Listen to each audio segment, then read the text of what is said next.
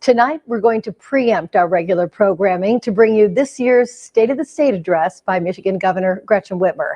In past years, we've carried the address online instead of on TV.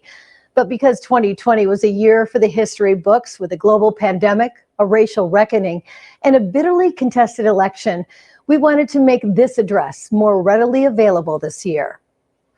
That's because of the coronavirus, which dominated the headlines in Michigan and around the world. It was the top challenge for Governor Whitmer and every other governor in 2020. And that challenge, even with a vaccine, will continue into 2021. The virus has sickened more than 500,000 Michiganders and claimed the lives of more than 14,000. It prompted orders to stay home and wear masks, and it changed the way we do business and live life. While the COVID crisis is sure to be a major part of the speech, there will certainly be other items on the governor's agenda. She will also lay out her plans for 2020. We expect the speech to last about an half hour, but we're going to fade to black for about 10 seconds now to allow stations across the state to join this broadcast. Governor Whitmer's State of the State speech will begin shortly.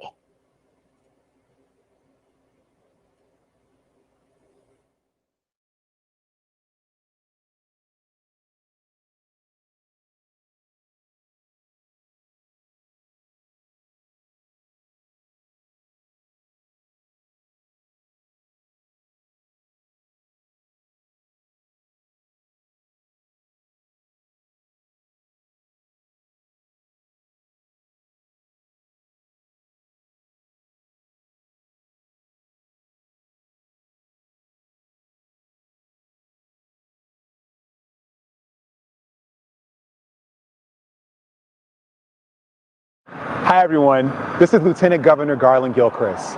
This year, the State of the State address will look a little different so we can further protect our communities from COVID-19. We want to thank all of you who are doing your part to protect yourselves and your families from this virus. Your action is saving lives. Now, I'm proud to introduce some more Michiganders who have done their part this year. I'm Beth Monicati Blank, President, All Seasons Communications. In 2020, our clients' 8 consumer shows were canceled. This is a large portion of our work.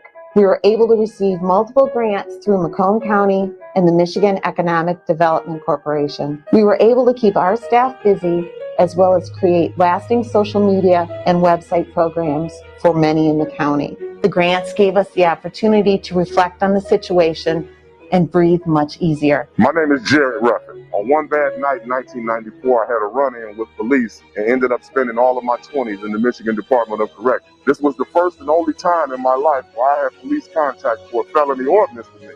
I've been free since 2003, and I've made the best of my time. I have a Bachelor of Science in Human Services and a Master of Public Administration in Criminal Justice.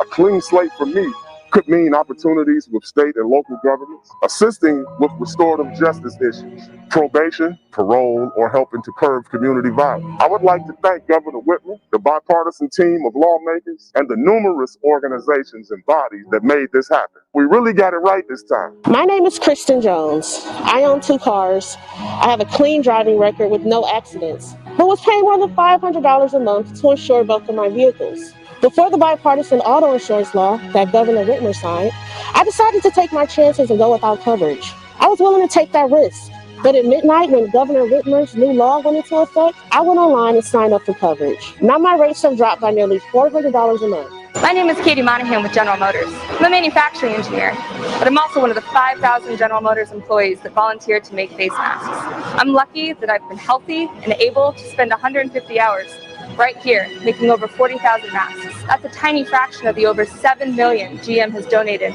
to local hospitals, first responders, and schools across Michigan. GM stepped up and worked with the state of Michigan to help during this crisis, and I'm proud to have been a tiny part of that. When I look to 2021, I'm hopeful. Thank you, wear a mask, and stay safe. I am honored to welcome all of you from my hometown of Detroit. Last year was tough, there's no doubt about it. But when our backs were up against the wall, we saw some truly remarkable things as Michiganders stepped up in incredible ways to help each other. When we do things together, We are unbreakable, thanks to the conviction, work ethic, and resilience that fuels the soul of every person in our state. Now, it is time for us to look forward together, to write our next chapter. So, as the president of the 101st Legislature, I officially call the 2021 State of the State Address to order. Please allow me to introduce my partner, the 49th governor of the great state of Michigan, Governor Gretchen Whitmer.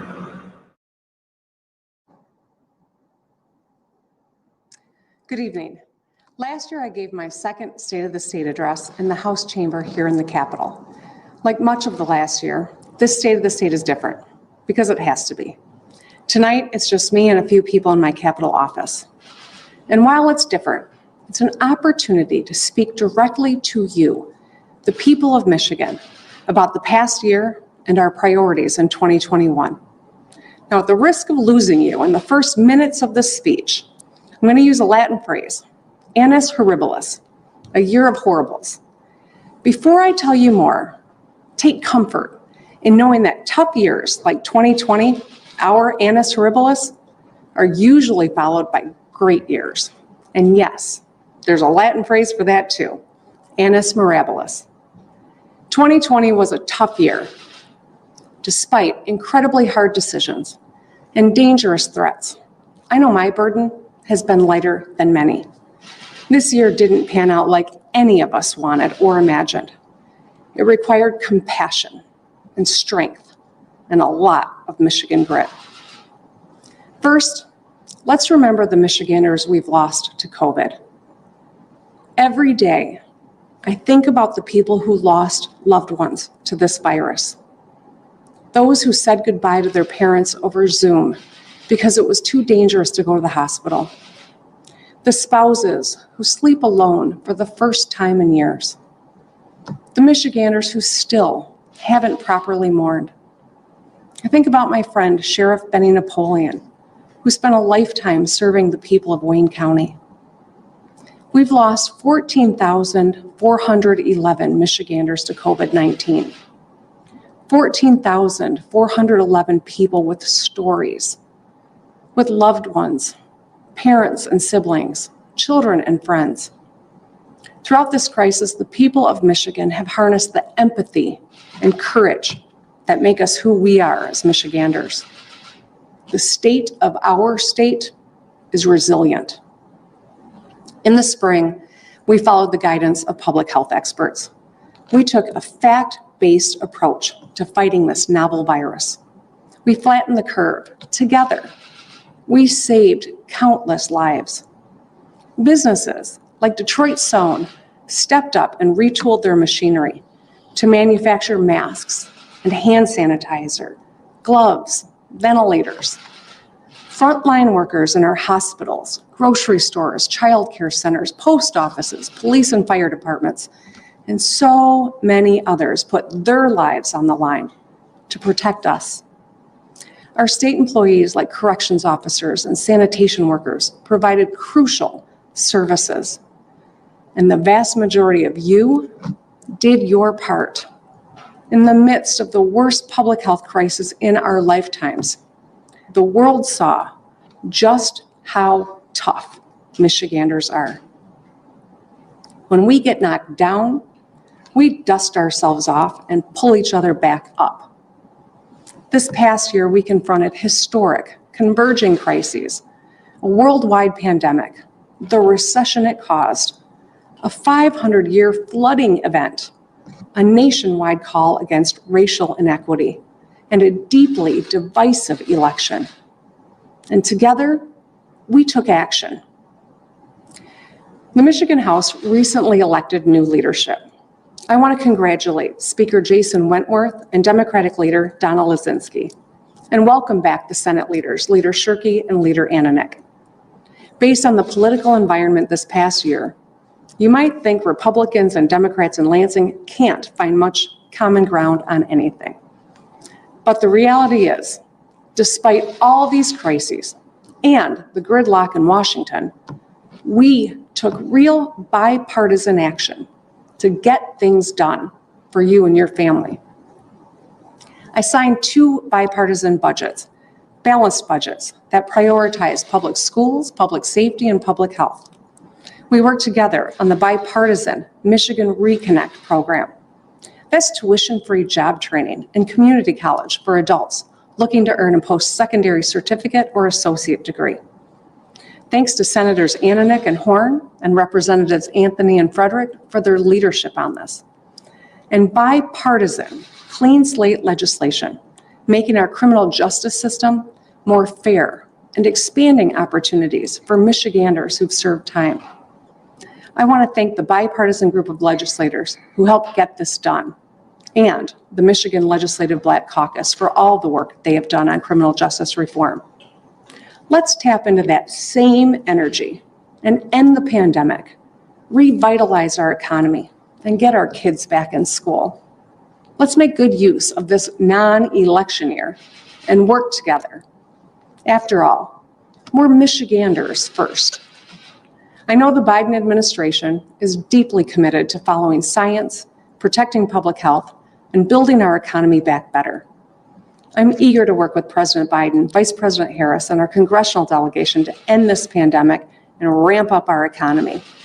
And I'll continue to reach out to Republicans here in Lansing.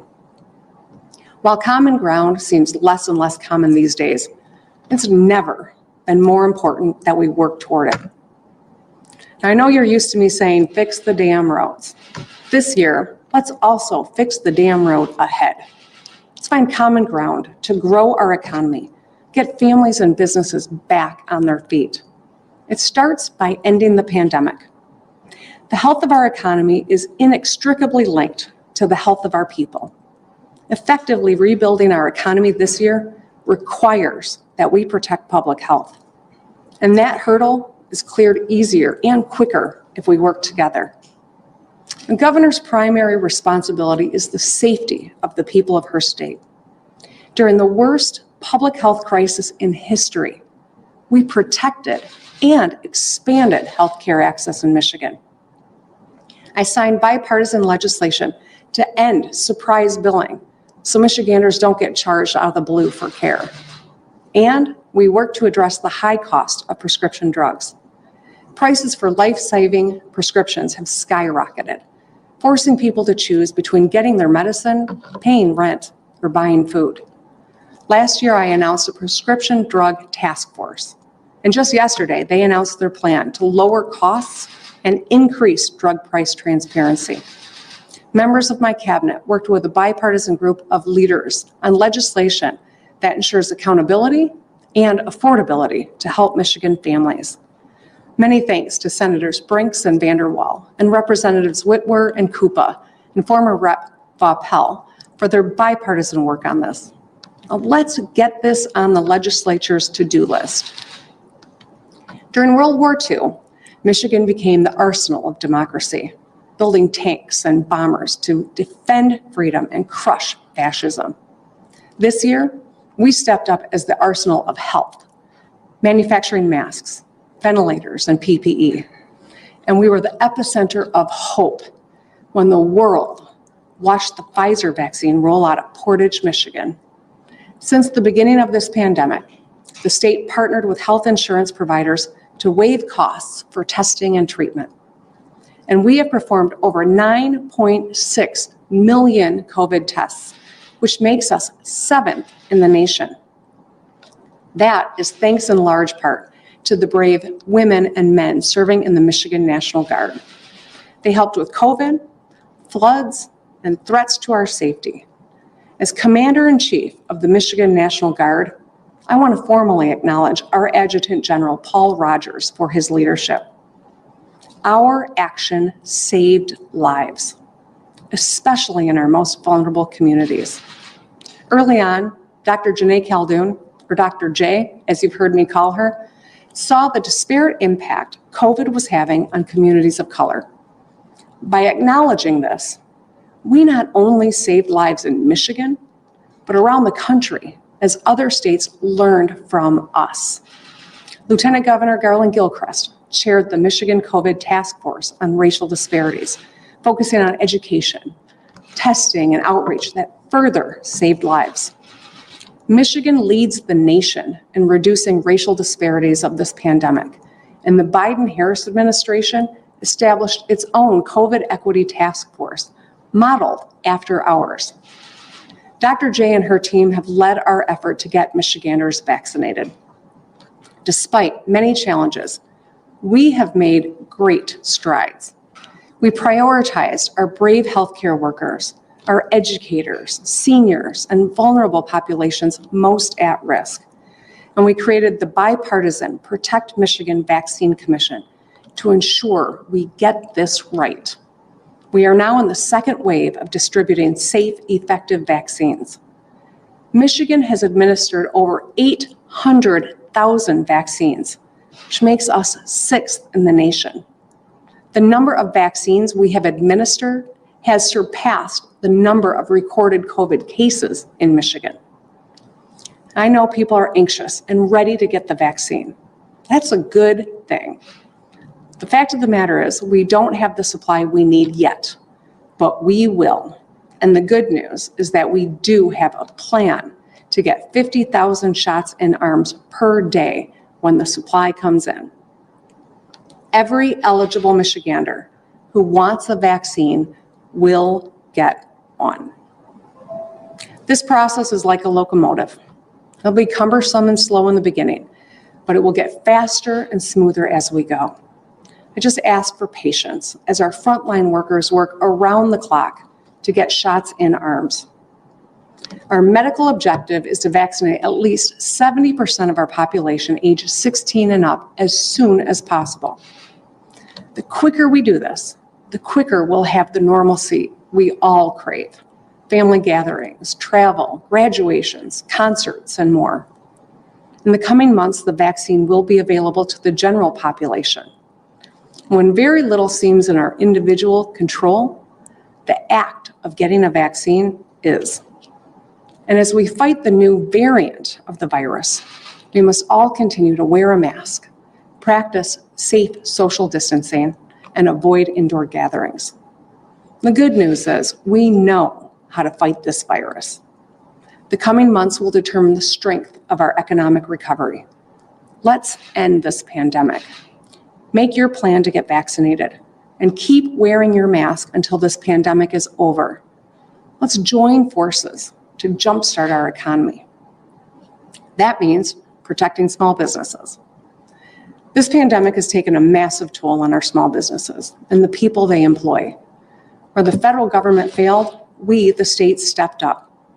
Last month, I signed a bipartisan $106 million relief bill that directed $55 million to help small businesses impacted by COVID, including restaurant owners who've made incredible sacrifices to keep their communities safe. And last week, I announced the Michigan COVID Recovery Plan, distributing vaccines, getting our kids back on track, and supporting small businesses to jumpstart our economy.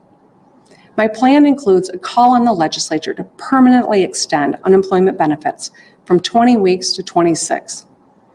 This would bring Michigan in line with 40 other states and provide hard-hit Michigan workers with the financial security and peace of mind they deserve. My plan gives crucial support for small businesses and resources to help them thrive long after the pandemic is over. It helps businesses like All Seasons Communications in Macomb County, owned by Beth Monicati Blank. I invite the legislature to partner with me on the health of our people, the education of our kids, and the resurgence of our economy. Let's get the My COVID Recovery Plan passed immediately. Our economy demands every child has a great public education. Despite the budget crisis caused by COVID, we worked across the aisle to support our public schools. I signed a bipartisan budget that protected our kids from school cuts and took another step towards a weighted funding formula. That means additional support for students with special needs, economically disadvantaged students, and English language learners. COVID exposed deep inequities in our education system. Many students and educators in rural or low-income communities lack the technology access fundamental for remote learning. That's why my budget proposal next month will continue building upon the weighted funding formula. Like everything else, COVID has disrupted our kids' education. I see it in my own kids' experience.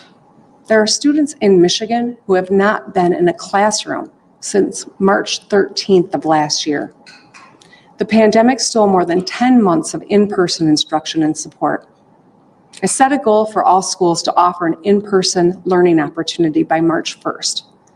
We've seen, by following the safety protocols, this can be done successfully. I'm reconvening the members of the Return to School Advisory Council. By spring, this group will provide guidance to policymakers, districts, and schools about how to best promote comprehensive recovery. And my budget will fund academic recovery, school infrastructure improvements, and support for students' physical and mental health. And I want to say thank you to our incredible educators, administrators, and support staff for their dedication to our students throughout this pandemic. In gratitude, next month, we will reward My Classroom Heroes grants up to $500 each for teachers and support staff. These grants will offset some expenses and acknowledge their extraordinary efforts. In addition to My Classroom Heroes, we owe a special thank you to frontline healthcare workers, including direct care workers who provide nursing and healthcare for seniors and Michiganders with disabilities. We gave these heroes $2 an hour increase. I worked with the legislature to extend it for months and then for a few more months. Now it's time to make that pay raise permanent, because it's not enough to say thank you. We need to show support. This is one of the reasons why I created Futures for Frontliners, modeled after the GI Bill after World War II, tuition-free post-secondary education opportunities for the heroes on the front line of the pandemic. Our frontline workers, healthcare workers, grocery store employees, child care workers, janitors, and everyone who stepped up to protect us.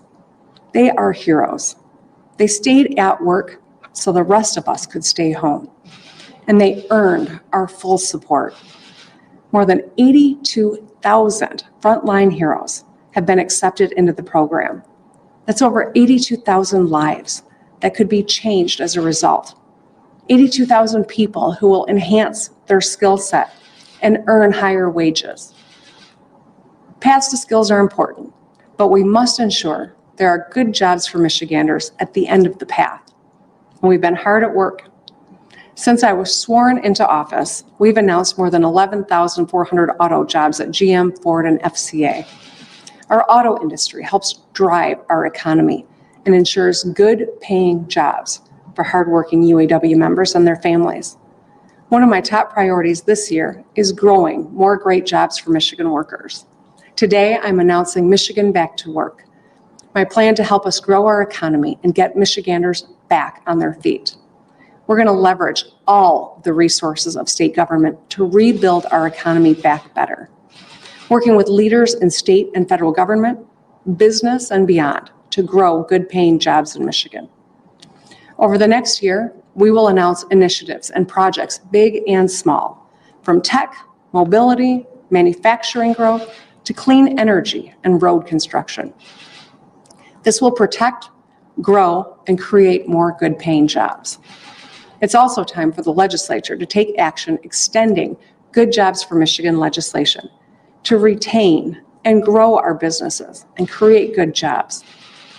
You might not know this, but Pfizer was the first business to utilize Good Jobs for Michigan. They built their sterile drug manufacturing plant and created 450 good-paying jobs in Portage. Passing this legislation will be good for our families, our economies, and our businesses. Let's get it done. Growing our economy requires continued focus on our infrastructure.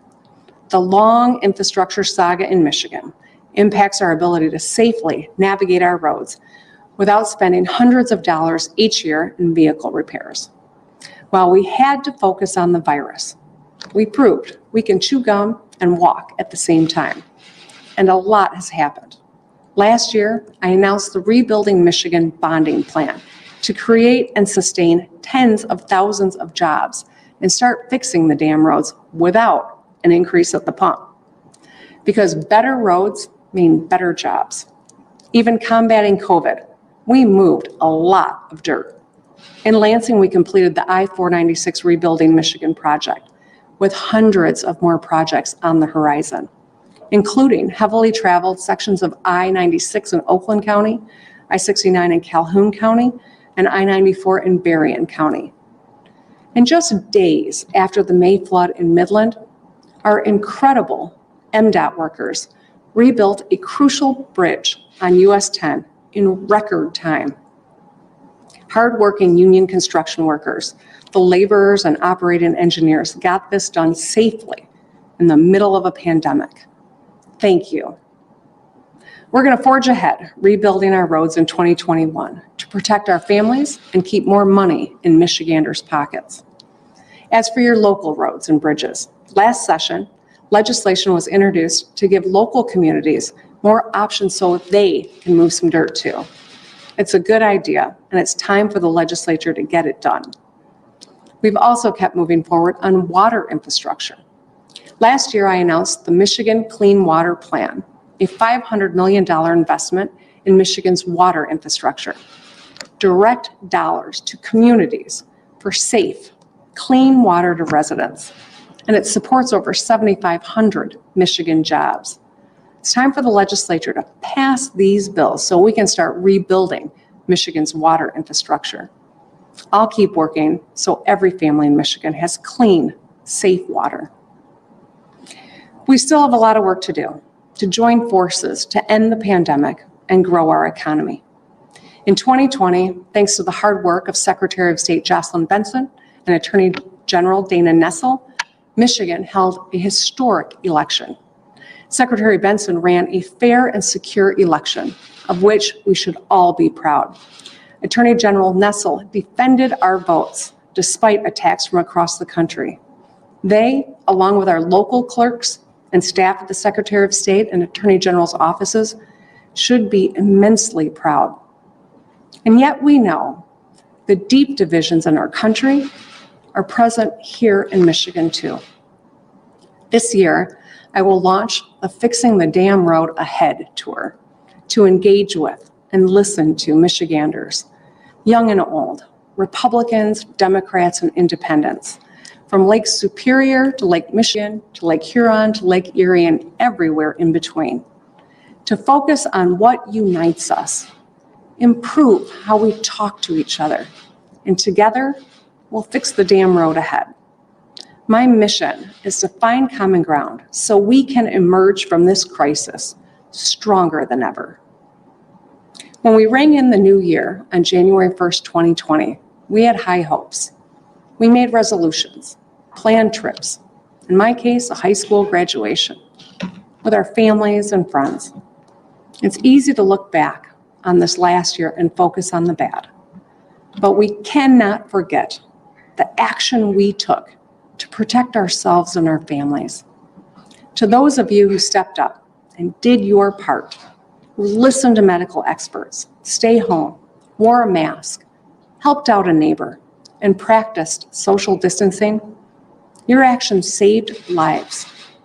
Your action ensured more Michiganders will be able to spend Thanksgiving and Christmas 2021 with their loved ones. On behalf of the entire state of Michigan, thank you. Now, to the legislative leaders tuning in, our job now is to fix the damn road ahead, together. Let's commit to the strong, bipartisan action we took last year and focus that same energy to end the pandemic, grow our economy, and get our kids back on track. The people of Michigan are counting on us. Here's to an Annus Mirabilis, a great year. Let's get it done.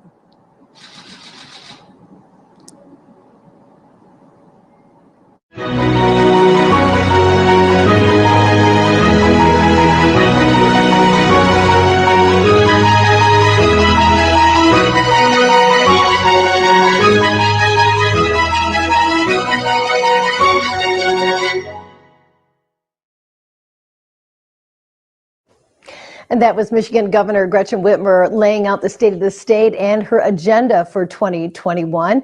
A few quick highlights of her speech. Most